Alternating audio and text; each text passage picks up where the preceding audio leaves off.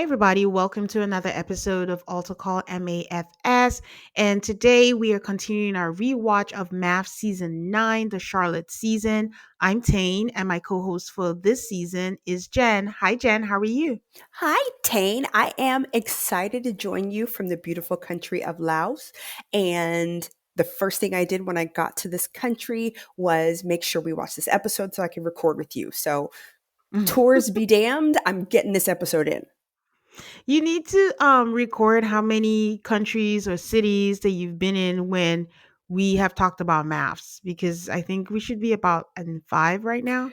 I think so. That sounds about right. But I'm committed to the game. This is important to me. When people are like, oh my gosh, you're traveling. You must be having so much fun. You don't even miss us. I'm like, no. This stuff keeps me sane. This is my cornerstone. I love this stuff. Oh. People think I'm traveling and I don't care what's happening at home. I care what's happening at home. Let's talk about this. I appreciate it. I appreciate it. Okay. Housekeeping for you guys, letting you know that there's a Patreon, patreon.com/ autocall MAFS, where you can listen to regular episodes ad free. You can listen to bonus episodes where I talk about sister wives, Love is Blind. And I don't know if you guys know Love is Blind UK is coming out. Trying to figure out how I'm going to cover that, if it's going to be on the regular feed, but also the Sister Wives tell all is going on. I cover that on the bonus episodes on the Patreon, and the 90-day franchises. I cover that, and the Hunt for Love also. The Ultimatum is coming back later on. Also going to cover that on Patreon. Woohoo. And you can go on there and just catch all the episodes. And even if you don't want any of these things and you just want to support me, I would appreciate it. You can do that also. And if you don't want any of that and you just want to be a free member, you can do that also. And you can participate as a free member in the community chat where we talk about stuff. Currently talking about Ace on Love Island, guys. That guy is stressing me out. But yeah, I have no MAFS updates today, no MAFS mailbag today, a bit of a different scheduling, and we'll be back for with regularly scheduled programming next episode. So we're just gonna dive into the episode. So what is your temp on this episode, Jen? Where are you? Where do you stand? My basic feelings are anxiety, their stress, their frustration, their annoyance. These men, why? We're 9 seasons in. You know what's happening. Why are your places not clean? Why are your places not in shape? Why?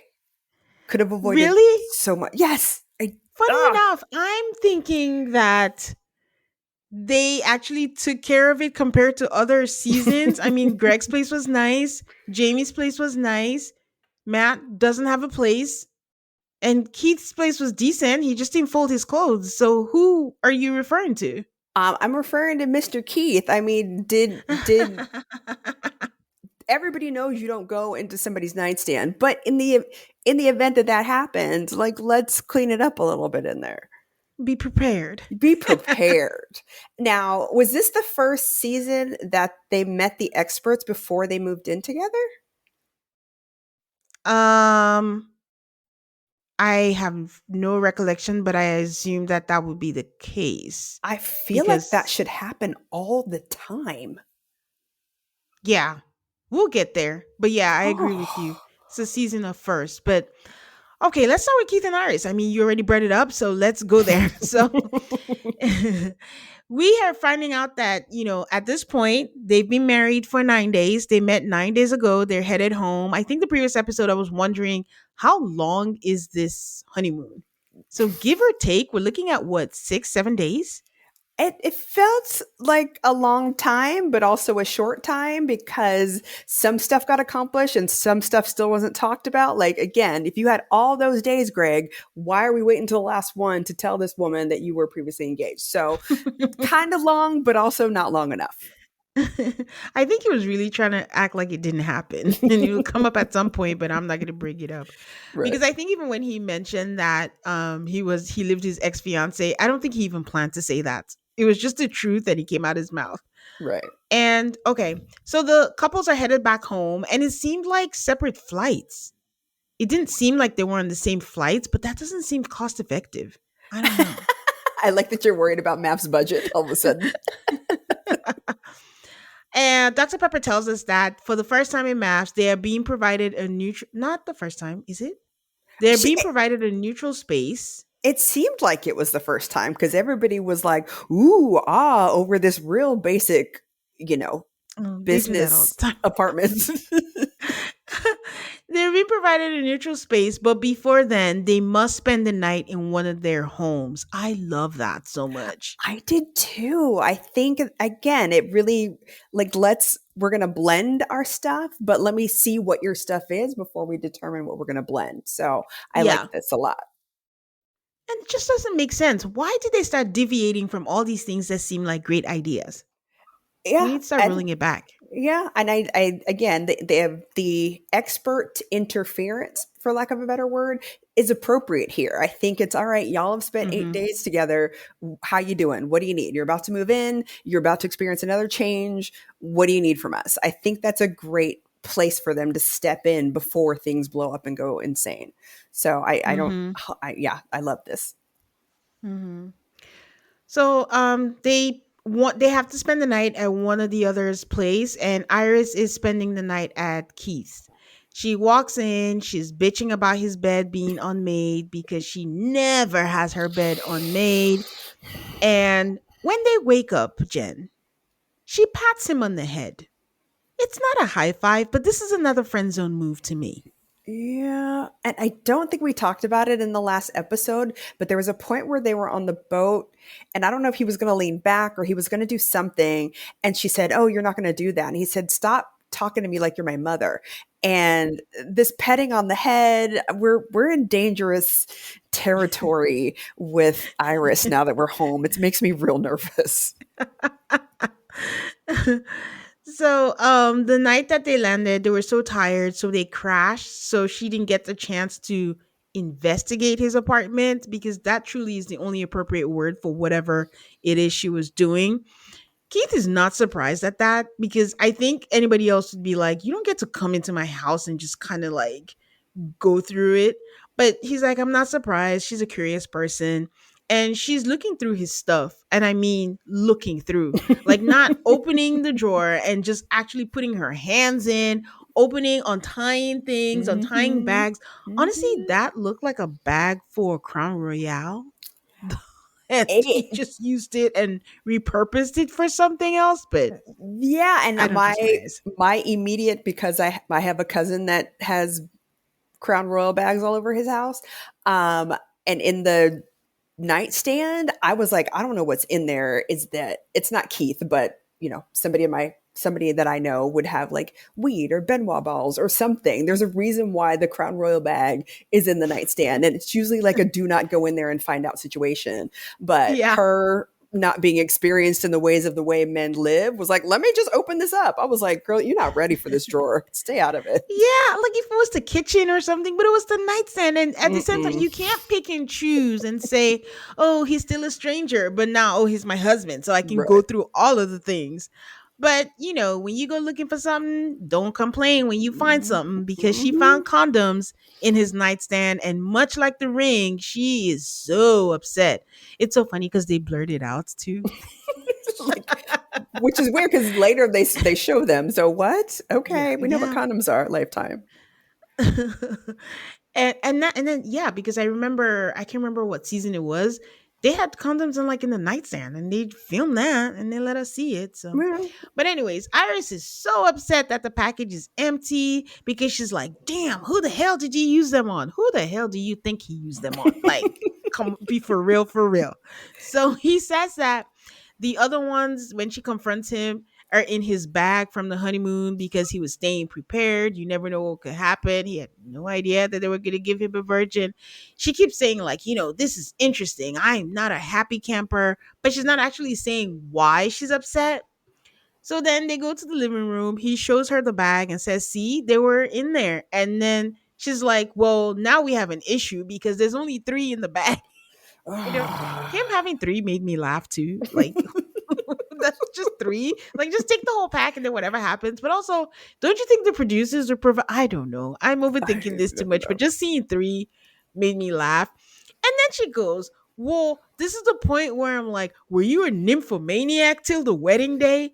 I just can I tell you that I paused for a second because I was like, I don't know if I've ever encountered the word nymphomaniac used for a man, Ah, but true. also why? Why has it always been used for women? Yet another thing Patriarchy. that society has done, oh, the patriarchy, let me be specific about it, Patriarchy. to have labels and names against women, just like how we have, the saying, like, a what's it called when you don't get married and you're Spencer, like a cat lady or something. What is Mm-hmm. the equivalent for a guy? Oh, good Exactly. question. Oh, Exactly. There's none. Mr. Wilson. Oh, hmm. There's none. So when she said, "Oh, are you a nymphomaniac?" I was like, "Oh, wait, that's just for women." And I was like, "Wait, hold up. Why? Patriarchy is not going to get me. Why is it only for women?" Like, and stuff like that I like the debates you're just having in your own head.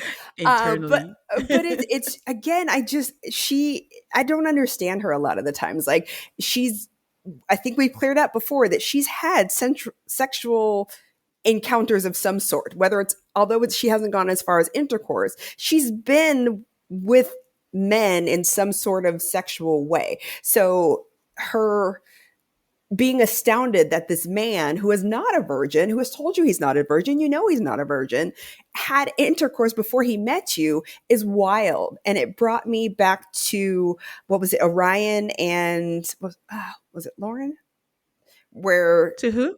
Oh, yeah, Orion yeah, yeah. and where Lauren, she yeah, Lauren, thank you, and where Orion. she was like, "Oh yeah, I had sex a little while before we met," and he was like, "Oh, sex is off the table." What are you talking about? Anything that happened unless you did it at your wedding, what do you care? Like, this is before you guys met. Yeah. And so her having the same freak out to me is on the same level. Like he's 27, he's been on the level with you about everything to really have this wildly huge response to seeing condoms rather than go, "Oh good, you're protecting yourself, you're protecting your Hmm. partner. You brought these with me so you were going to protect me even though you didn't know I was a virgin." These are all good things.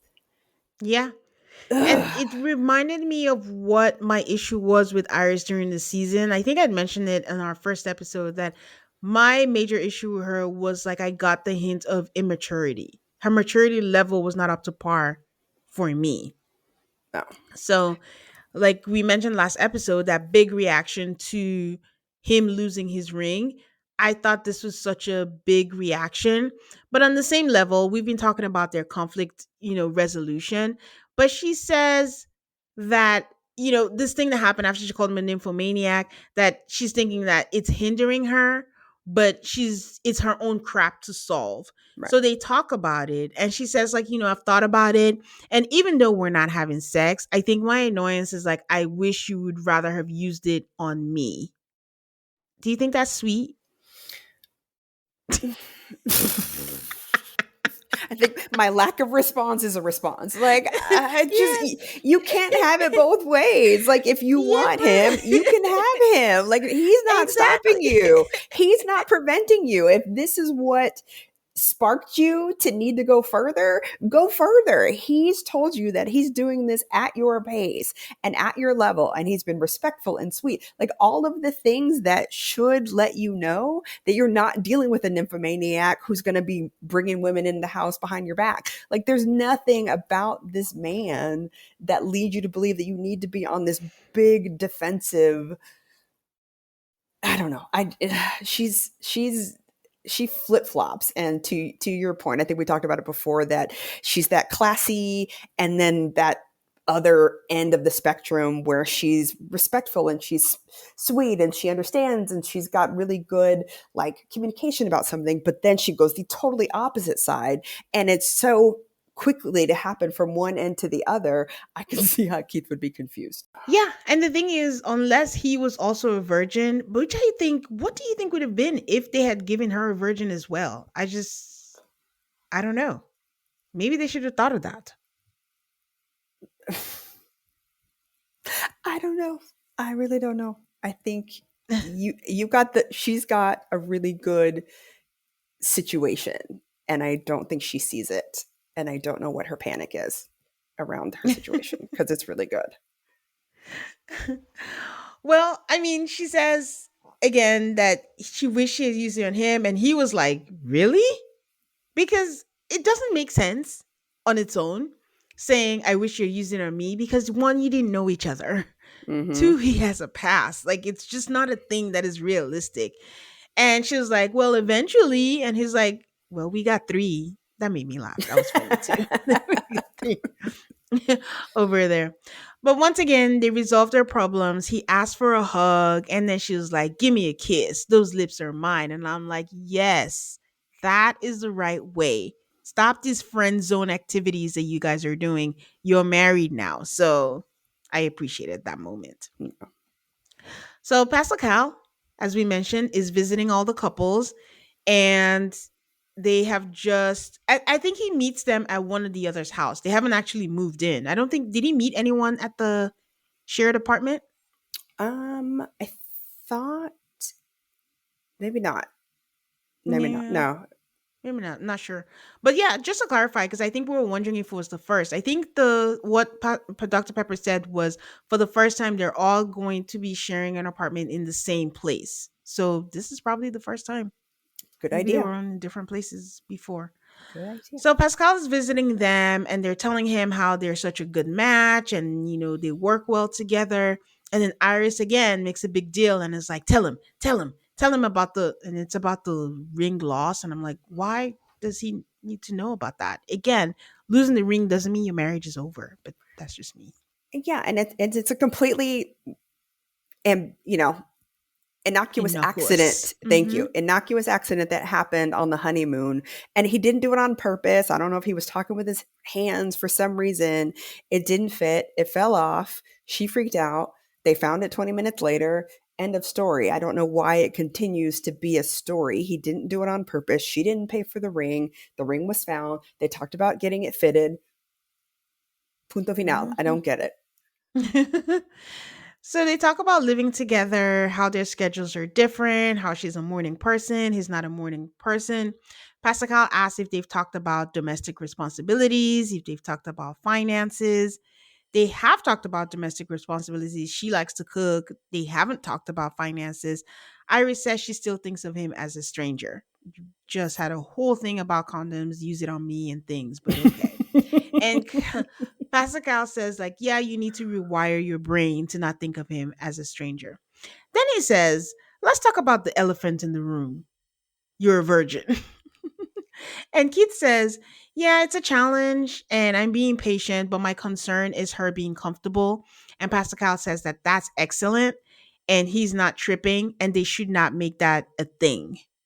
I think that's easier said than done, though. Yeah, and I don't know if that's a they thing or a her thing because I think he's been really clear about I'm operating at your pace. I'm not going to push anything. I'm going as quickly or as slowly as you want to go. And she does flip-flop a lot. We're like, "But you're a stranger, but I'm your wife. You're my husband and I want you in my life and I want to meet this and da da da da. But also you're a stranger." So, yeah, it was a good message to give her. I don't know if she absorbed it. But which is why I love having the experts come in at this point, which is to catch some of that stuff, some of them strays that are left over from the honeymoon. And so I hope she absorbed it because it's a really good message. I think a huge thing that they missed is it is a huge responsibility. MAFS is not a guarantee, right? So it's a huge responsibility that even if you felt good in a moment and you want to go ahead and you do have sex or whatever, it makes it so much harder if you want to say no for reasons that may have nothing to do with her being a virgin and things like that. How do you even say that? They've made it to the point where it's almost like her personality is just based around her being a virgin and there's nothing else, but they could be something else. But how do you take her virginity? Everybody knows. I really do apologize for saying take. I don't believe it's a take thing or Right. whatever. How do you Share. be the first person she has sex with Hmm. and everyone knows that on national television or maybe international if it airs in other countries and thing, And then at the end, you're like, no, I don't want to be with you. Even if the reason has nothing to do with that, and given what we know about Iris, that is not going to go down well. To play devil's advocate, would that not be the case with anybody that she was in a relationship with? That just because she decided or made the choice to share herself Yeah. with this person, that doesn't guarantee that that person's going to stick around either. It's accelerated in MAFS. It's very public on TV. It comes up a lot because of the accelerated timeline, but Yeah. there's no guarantee that because I've chosen this person that it's going to last. Like there's 100 other things that makes up their relationship other than the intimacy part, which we're clearly learning. And I have to say, I have to give my boy Keith credit because I think with the condom conversation, he said, how is this productive for our relationship? Which made me gasp. If I had pearls on, I would have grabbed them because what? No, because it really was so confusing. Yeah. And I agree with you with what you said. It could be anyone, but we're learning that Iris doesn't always use logic. She really got mad at Yes. this man for having condoms and for Yes. it being empty, like using it. So knowing that he's not a virgin, had a past, and was being safe. So I for some reason I will say that it is heightened being Yes. on maps, and the key Yes. difference is if she was in a relationship with anyone, she knew the person, we would assume, and they were together. In this case, she don't know this man. But she That would chose to be be, but she chose this. yeah. She chose to be in a marriage where eventually, potentially, she was going to give herself to somebody she didn't know. Yeah. I just thought it was too much of a risk for the experts to do this. Yeah. I don't get it. Yeah. I But, don't I but would never ever ever understand the logic. I'm glad it hasn't happened again, but I would never understand the logic of, doing this. please, you think it could happen now in the year of our Lord 2025 that somebody would be presented with a virgin and it would go well? It will if they pair them up with a fellow, either a virgin or someone who's celibate, or someone who, if it's for religious reasons and all that, I think if they pair them up with someone on the same level, I do think it is possible. Hmm. But I think part of it is like you can't put a man who is sexually active and is expecting that and then give him a virgin. But if that's why I've been saying, like, I wonder what would have happened if they matched her with someone who was a virgin. But something tells me that Iris would have been mad that he's a virgin. That's true. She would Because have sometimes, she would have found something. yeah. So yeah. Okay. Pascal tells them that when it happens, let it happen, but don't put up barriers. And then Keith learned while they're packing that Iris has strict rules.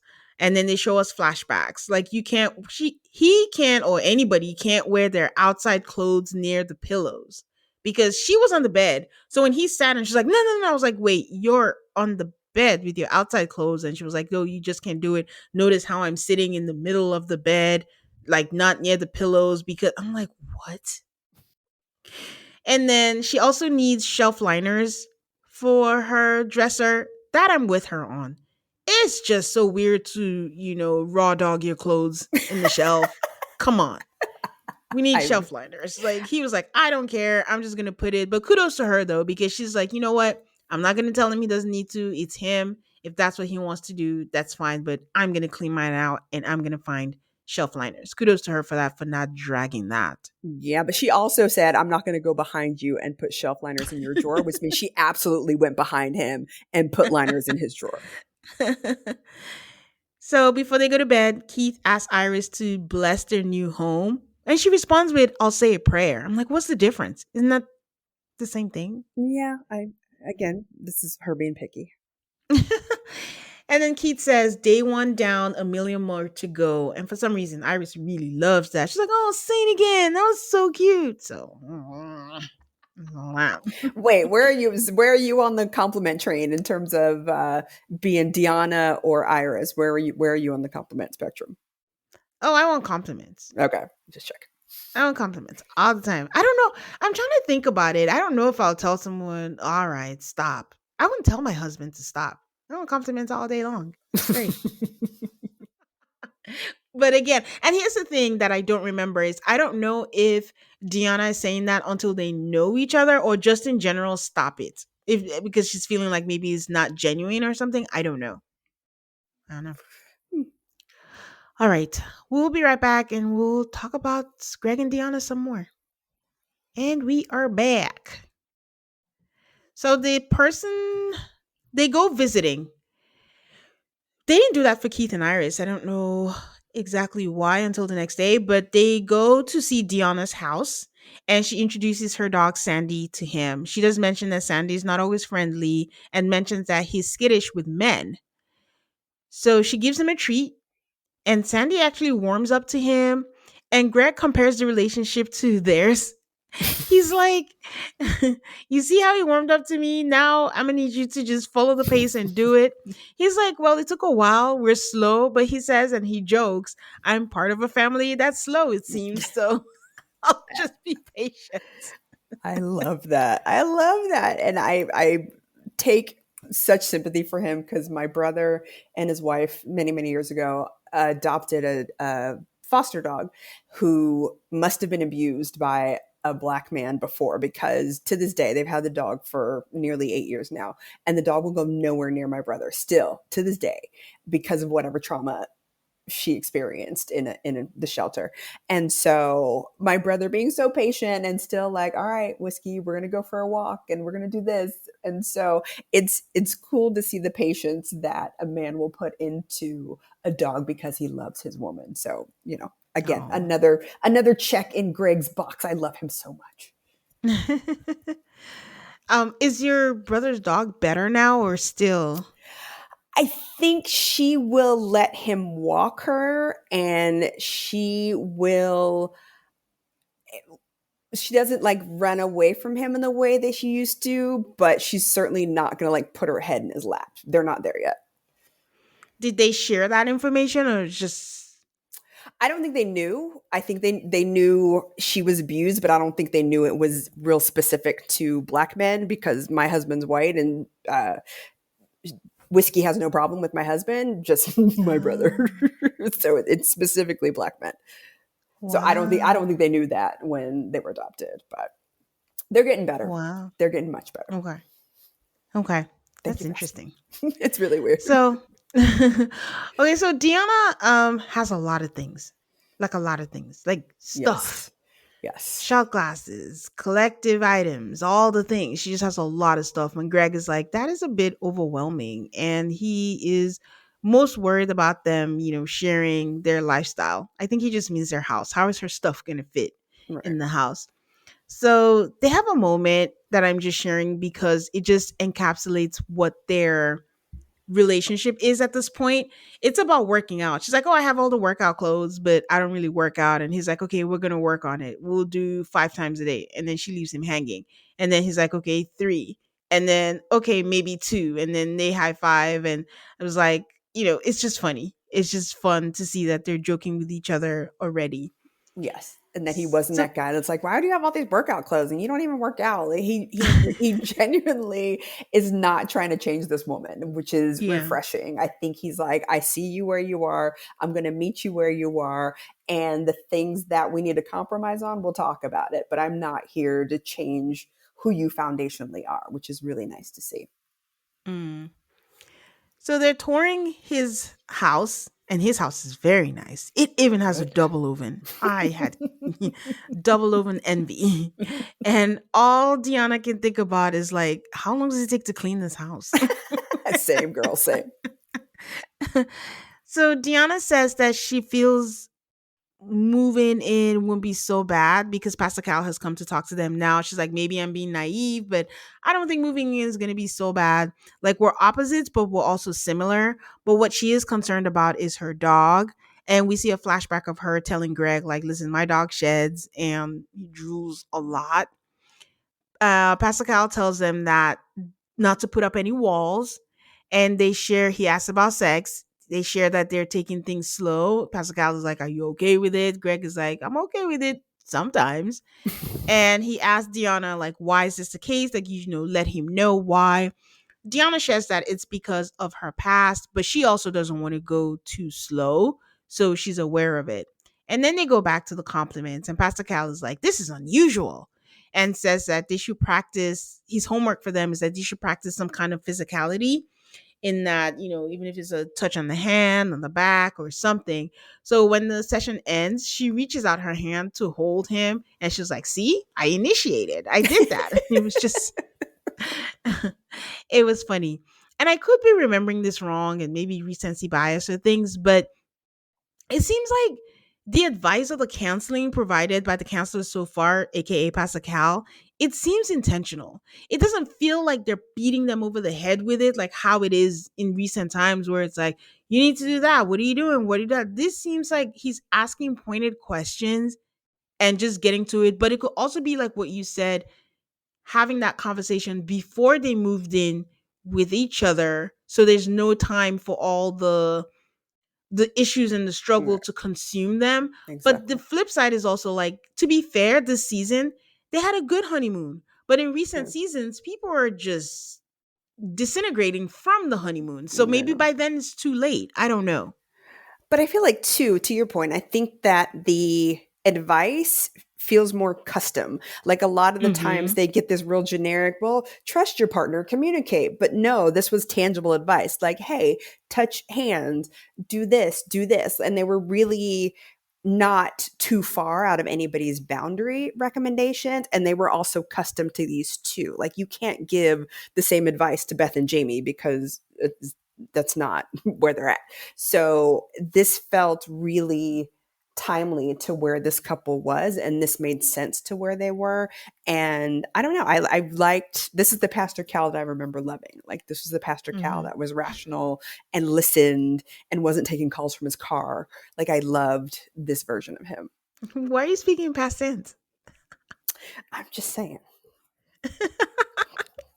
So I could be crazy, but they move into their apartments. But the apartments look different for each couples.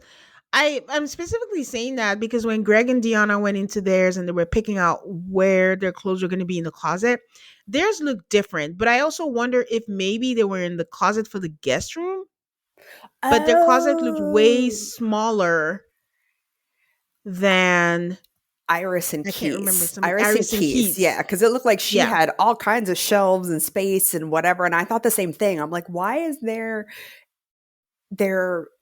closet so narrow and like it's entering yeah. from a place where you can't see it? But I forgot that they've got two bedrooms and two baths, which is super strange for a new couple. But yes, oh, that makes It's for sense now. if they fight. One for if they fight, and I think production has to have some place Ah, they need to production. stash their things or whatever. That makes more But sense. okay, yeah. So I'm just gonna assume that it was the guest closet and it's not that. So Greg says that he wants them to progress in their intimacy now that they're living together. Deanna says that it doesn't feel like they're friends, but it doesn't feel like they're roommates, that it's a little more than friends and definitely not roommates. The last joke that made me laugh between them is Greg says, what side of the bed do you want? And Deanna says the middle. They're so cute. I like that they kind of banter with each other, which again, I know that you don't like sometimes with when Keith and Iris are too friendly, too high fivey, but I get the same kind of banter from Deanna and Greg, but in a fun way. Like it feels like this is what couples that I like being around, couples that are truly Mhm. friends. This is what it feels like. Like they can joke with each other, but also be smoochy and kissy and intimate without it being over the top. Like I love them so much. Yeah, and I don't have a problem with theirs because it still feels like they're getting closer Yeah. and there's a chance for them to have intimacy in other ways. With Keith and Iris, you already know that you have that, I mean, would we call it a stumbling block of where you're not going to get intimacy through sex?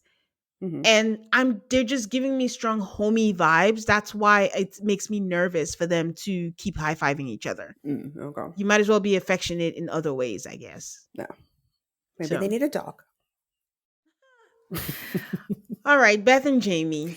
They're at Jamie's place. She's getting a tour and she keeps saying, huh, it's very neat. It's very neat and it's symmetrical. And she's saying it like it's a bad thing. Like If you didn't check yourself, you'd be like, wow, should someone's house be that clean and neat? She says that she's impressed, and then she whispers again, it is freakishly neat. And I'm like, this is what a home should look like, especially when you know that there will be cameras. Like, even if you have to Yeah. fake it, get it ready. And she also keeps saying, for some reason, do you, boo? And I'm like, why are you saying that? Yeah.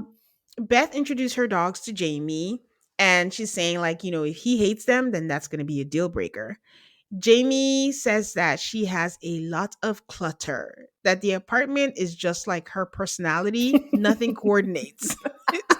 I mean, he's not wrong. He's super not wrong. So Pastor Cal comes by. They say they're doing well. They're working on their communication. And Pastor Cal gives them an exercise called Naked Moment. And they just start laughing like eighth graders. And he's like, no, I don't mean that. I mean emotional nakedness, where if something is bothering you, you have to drop everything, no distractions, no phones, no TV, and just vomit what is happening and let the other person speak without listening for rebuttal. Beth is smitten with Jamie because they're talking about, the apartment, and she's like, I don't care where I am. Like, as long as I'm with him, he just makes everything better. They go into the shared apartment. Beth gets a glass and then she gets water. And then she says, please don't judge me for what I'm about to do. And she feeds her dog the water from the glass. Absolutely not. The way Jamie did not immediately pack all of his things and leave is a testament to this man's patience because Mm-mm. what? I don't care how much you love your pets. They're not drinking out of human glasses. That's why they have bowls. There's so many other things you could have done than feed your crusty mouth dog. And I love dogs, but I would never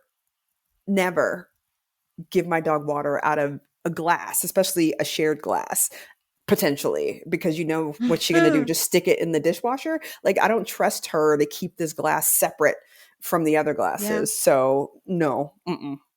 Mm-mm. She's like, oh, he's so thirsty. Well, have something in your car, like to Yeah. get, oof. Mm-mm.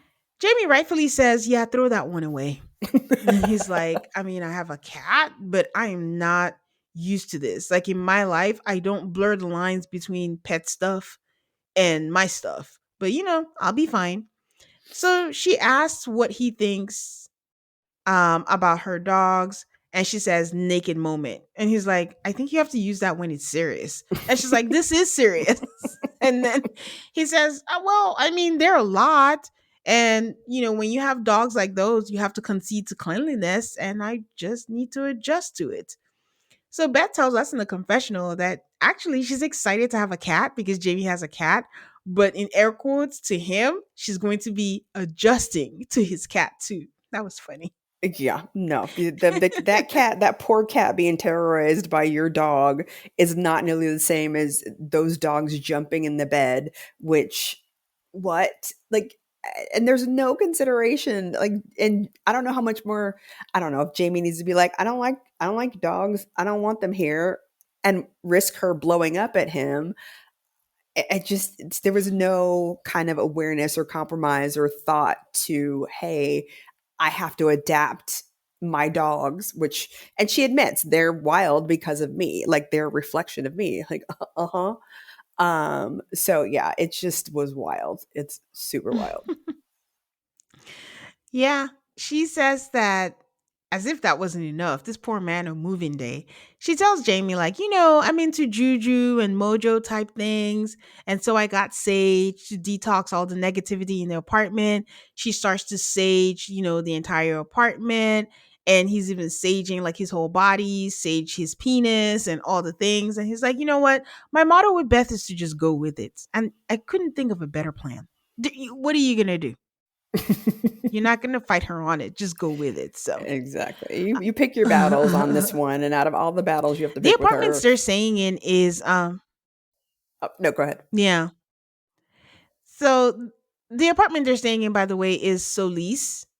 I kept wondering if that's where they used for Love Is Blind when it was in Charlotte, and I was gonna check, but I didn't check. But that's what it was.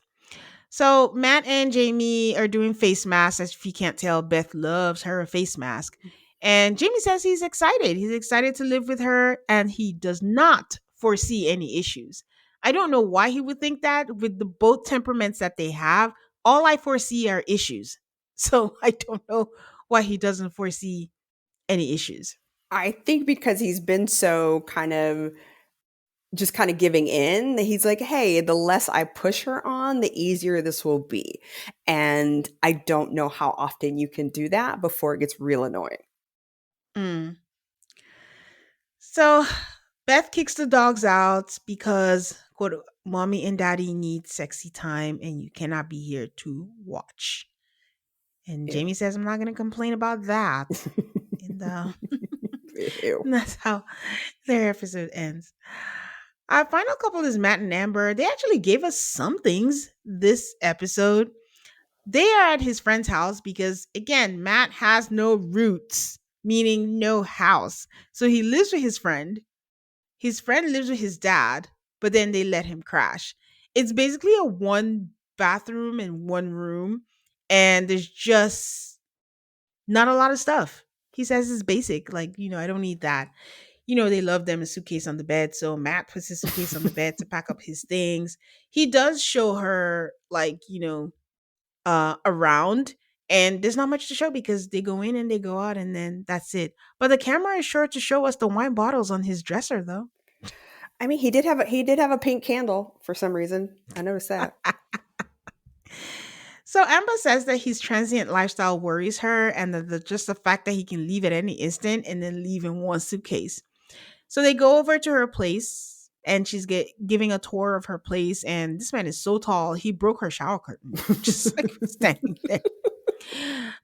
Pascal comes. He said it's not the first one that he's broken, Yeah. but I didn't know in what context he meant it. For anyone who's familiar with Love and Hip Hop and Mimi, then you know what a shower rod or a shower curtain means. But I didn't know if he meant it that way or if he just meant that he's so tall because, and then he just bumps his head into them. I'm not sure. Ooh, that's what I took it as.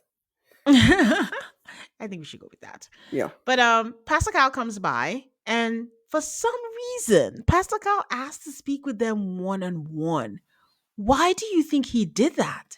Because they're paying attention. This is back when they were watching the tapes from the honeymoon and realized that Matt does not like to be confronted. And so he had to talk to Amber separately and to then kind of get to suss out where she is before you can have that conversation with Matt. And that's scary. Like, how did y'all peep that enough to put them in this situation separately? How did he get this far? I'm still so astounded as to how he got this far. I didn't even think it mattered. They made him go to the next room, and I'm like, do you think he can't hear? It's not like a large apartment. Yeah, I'm assuming it's like a little kid where they gave him like a headphones and an iPad to have him watch a basketball game, so he didn't really have to listen. Okay. So Pascal asks her, "Are you happy?" And I'm like, "Oh my god, everything sounds terrible." And she goes, "Yes, like I'm so happy. My heart is falling for him and it's scary." So Pascal asks about his career and she says that scares her too because say with me everybody, she wants him to plant roots. So What? she He's tall like a she's tree. Plant some roots. she's afraid that her level of care won't be the same for him. Then Matt comes in, it's his turn to Pascal, and he says that it hasn't sunk in that he's actually married. And Pascal is like, she thinks the world of you. And Matt just looks so nervous and actually says, yeah, that scares me. And Pascal is pushing it. He's like, why? Why does it scare you that someone thinks the world of you? He says he's worried that he's going to disappoint her. And Pascal says, are you being your authentic self? Matt doesn't know. Matt does not know what that means. You need to bring that down to his level.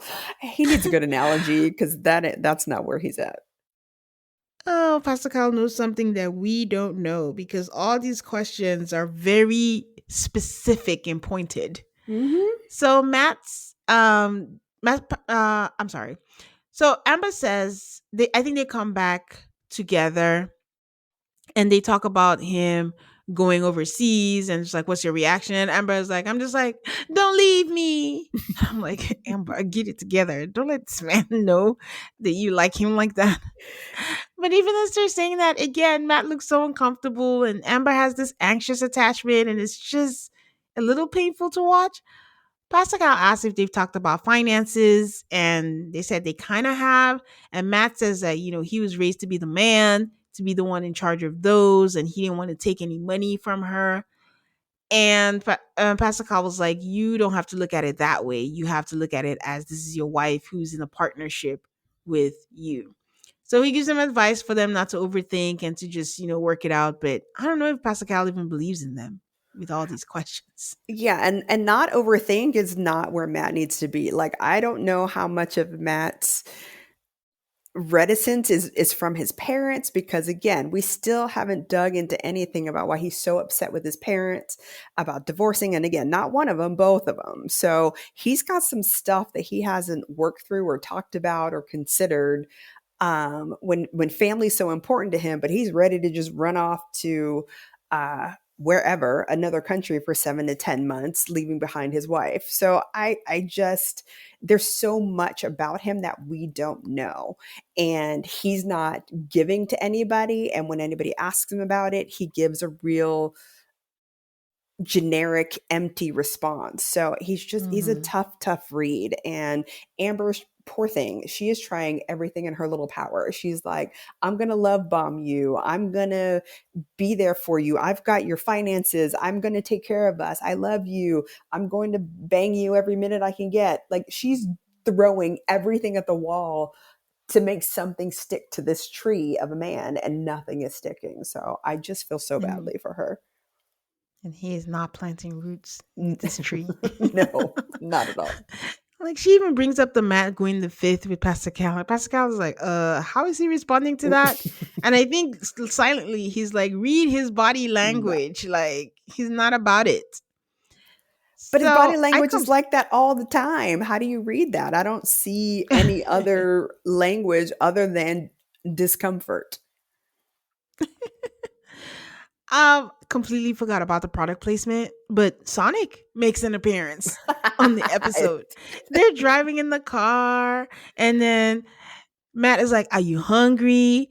And then I could stop at Sonic. And then Amber's like, "Oh, I even have the app, so I could order ahead of time, and then we could go." And then they go, "Oh, this menu items, we could get that." I was like, "My goodness, cringe fest! This is so bad. This I, is t- not natural at all." I take that back. That was the only time I saw Matt comfortable in 6 episodes, was when he was in this commercial. Oh, that's so funny. Maps has come a long way. So they move into their new place. Amber's like, "Ooh, this place is so great." And while they're unpacking, Matt is unpacking his stuff in the second bathroom. And Amber just comes in. "What are you doing?" He's like, unpacking my stuff, making use of the second bathroom that we have. You got to remember, this is a man that doesn't have his place of his own. So he's in Right. an apartment that has two bedrooms. I am using every inch of this space. I got this And for 8 weeks. I'm moving in. Woo! Amber's like, "Are you my husband or are you my roommate?" And she's like being all confrontational about it. And he's like, I was just unpacking my stuff. And then that's it. Next thing I see, they're eating dinner in silence. Like we're just watching them eat dinner, saying nothing. And then someone starts talking, and then she says, "Okay, I was just being hypersensitive. Like, every time something like this happens, I'm assuming people are creating distance with me because of what happened with my mom." And he's just like, "No, I thought I was helping you. Like, you would need more space." I think a lot of things about Matt, but in this case, honestly, I did think that there's space. Why don't we just use it and share it? So I think that he had good intentions. And I think she was reacting to her trauma in this case. I on both sides of this, my husband and I actually stopped to have this conversation, because we had a similar situation in, I think we were in Colombia, and we ended up in a place that was 2 bedroom, 2 bath, which is not normal for us as we travel. And so he was like, "Oh, great, a second bathroom. I'm going to set my stuff here so you've got more space for your lotions and potions." And I was offended. It was like, "What do you Oh. mean?" I don't know. And I don't have a rational reason why. I just understood where Amber was coming from, where it's like, why would you not want to, like, our stuff is together? And in his head, in his rational male mind, he was just like, "No, I'm giving you more space for your stuff." And so as we talked about it, I realized, oh, it's because we never talked about it. You just started setting up your stuff in this other bathroom thinking that you were doing me a favor. But once I understood why you were doing it, oh yeah, get your crap out of here. I need more room for my stuff. But without any conversation, it feels Yeah. weird. And so if Matt, Yeah. if even Matt had said a sentence like, oh crap, we have 2 bedrooms, I'm going to give you more room and put my stuff in here, she would have been Yeah. fine. But for him to just move in there, because he's so loquacious all the time and so verbal and tells her stuff, like she's got to guess about him half of the time, half, Yeah. 75% of the time. So I'm team Amber on this. I'm not on her approach because you've Yeah. learned that confronting him doesn't work, but I can see why she was upset. That makes a lot of sense. I think he should have at least said, "Hey, I hope you don't mind. I'm about to do this. Hey, Right. I think you could do space like Right. something, but Something. not just setting up because again, you don't know each other. And even we as people, sometimes we don't know what triggers our past traumas or Yeah. anything, Yeah. of the sort." Yeah. So he tells us that her reaction raises concerns for him and, admits that, she just overreacted badly. And that's how he ends and it looks like the juice is going to be in the next episode. We're getting into it now. Mm-mm. I don't understand Matt. Like, Sir has lit, and I believe he said 7 years that he's been living kind of this transient lifestyle where he Lifestyle. just has Mhm. stuff. And didn't he say at some point that the stuff he brought, the box of his mementos, was just in his car? Yeah. Are you what? What? I That's will I will I will say though, like him even sharing, it felt like he was opening up when they were in the apartment because he was showing pictures, his trinkets, the ones he took from his mom. So I was like, oh, okay, looks like he's easing into this a little bit. But you're right, they made a mistake. Like at the same time, why would you want someone who is not used to being in one stationary place, who mhm, is allegedly trying to start a business, and all of a sudden, you know what? I want to get married. And you're like, you know what? Good candidate. Let's do that. right. That's insane. Mhm. Insane. All right. Any last words? It's not a word, it's a question. So, is Oh. this not, where do you stand on the outside clothes inside the house on the bed? Where are you on that? And is that a black thing? Like, where is this coming from? Um I'm scared to answer because I don't know what the popular opinion is because I don't have outside clothes phobia. The only thing I have, funny enough, which does not make any sense, is gym clothes phobia. Like once you're in gym clothes, you cannot sit, touch anything. My husband comes in, I'm like, nope, straight into the laundry, cannot sit on anything, which doesn't make any sense. Well, maybe it does because the sweat is different, but I don't have outside clothes phobia because when my guests come, what are they supposed to do? I don't know. Is the bed different? If I sit on my couch where guests have sat and they came in with their outside clothes, is that any different from the bed? I don't know. And the reason I ask, I should have prefaced this, sorry, I was being a Matt in that situation, was that I was just listening to a podcast where they do research on these sort of things. And the 3 hosts are Black, white, and Latina. And they all had very different approaches to how they felt about outside clothes being on the bed. And the biggest thing was that, and they actually brought in a scientist who said, yeah, this is what percentage of dust and dirt gets onto the bed from the outside. And that was one of the things she said was the pillows is one of the most dangerous places because you put your face on it. Like all the Yes. other places on your bed, they're not great, but the worst place to have your outside clothes is on your pillows. Yeah. So what were the different reactions? It was very much for the black man was like, oh no, my family, we don't do the outside clothes anywhere in the house. Like you come in, you take everything off, like your outside clothes and your inside bodies are 2 different places. The white guy was like, we didn't really, it only happens when you were doing sports, then you take a shower and change your clothes. And then Latino guy was somewhere in the middle. So it seemed to break Yeah. down in terms of race. And I was just curious to see where you fell. I Where do was you too stand? visual. I've had to be a lot looser now that we travel, and especially now that the place that we're in it's a studio, so there's a very small window between outside clothes and inside clothes, and because we have limited clothes, um, I've gotten a little bit looser on that stuff. But I think shoes is one that I'm not flexible on. So shoes at the door for sure. Yeah, we have like a shoe rack and all Yeah. that at the door, and everyone comes in. We have the what's the thing? The temporary things that you can wear in there, and Oh, then like booties. socks, and then Hmm. yes, and then socks and stuff. But yeah, no shoes Yeah. Interesting. on there. But yeah, Interesting. all right. Once again, glad to have you on here. Can you share with people where they can find you? Absolutely. You can find my husband and I traveling now. We are in Southeast Asia. You can find us on Instagram and YouTube at jns.adventures. Okay. You can find me at AutoCall MAFS on Instagram, Twitter, Threads, and Blue Sky. Please give me a 5-star rating on Apple Podcasts and Spotify. And until the next episode, guys, I'll talk to you then. Bye. Bye.